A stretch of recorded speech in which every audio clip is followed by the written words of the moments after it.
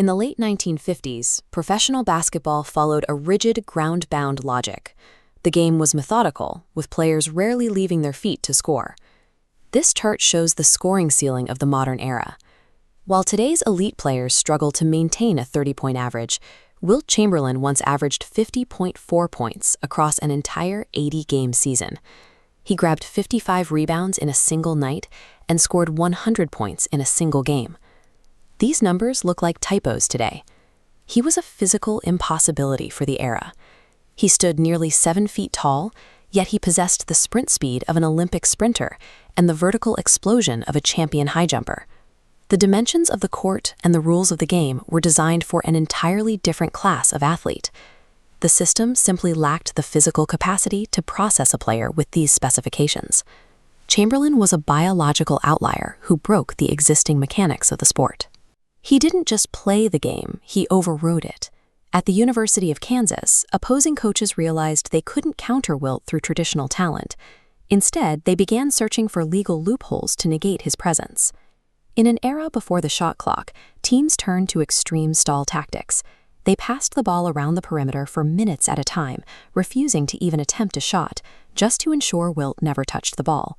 When he did get position, defenses collapsed 3 or 4 players onto him, effectively turning basketball games into brutal, low-scoring wrestling matches.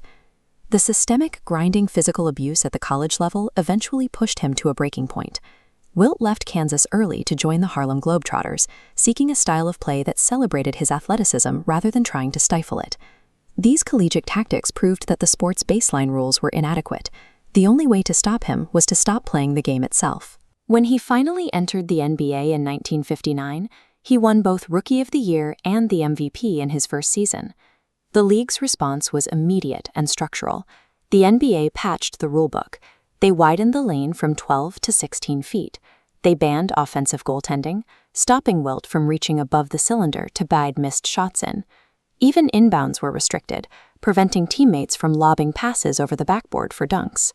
Wilt's physical superiority forced the NBA to rewrite its core architectural parameters just to maintain the illusion of a balanced competition.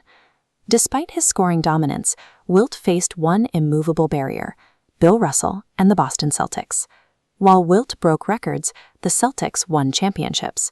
He realized that scoring 50 points a night wasn't enough to beat a perfectly synchronized team. Individual exploits couldn't overcome a superior collective system. In response, Wilt recoded his entire approach. He dropped his scoring volume and pivoted his focus toward elite passing and defensive positioning. This strategic shift finally delivered results.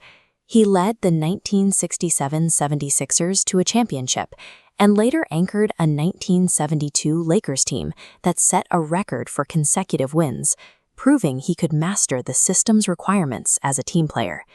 His greatest triumph was the realization that pure force was only half the battle. To win, he had to integrate his power into the team's logic. Wilt's life after the NBA confirmed his physical abilities weren't an illusion of a slower era. He remained an elite multi-sport titan well into his 50s. He transitioned into professional volleyball with such success that he eventually joined the International Volleyball Association Hall of Fame. He wasn't just born strong, he was an obsessive weightlifter who pushed his mechanical limits. Arnold Schwarzenegger witnessed Wilt bench pressing over 500 pounds, an elite strength level that required relentless training to maintain. Despite these feats, Wilt lived with a specific frustration, famously stating that nobody roots for Goliath. Because of his size, the public viewed his achievements as a foregone conclusion, the lucky result of a growth spurt rather than the product of his actual work. They saw the giant, but they ignored the years of training required to harness that power. Today, we debate who the greatest player is, but Wilt Chamberlain remains the only player who is simply too big for the sport's original design. He is the anomaly that forced the game of basketball to expand its literal boundaries just to hold him.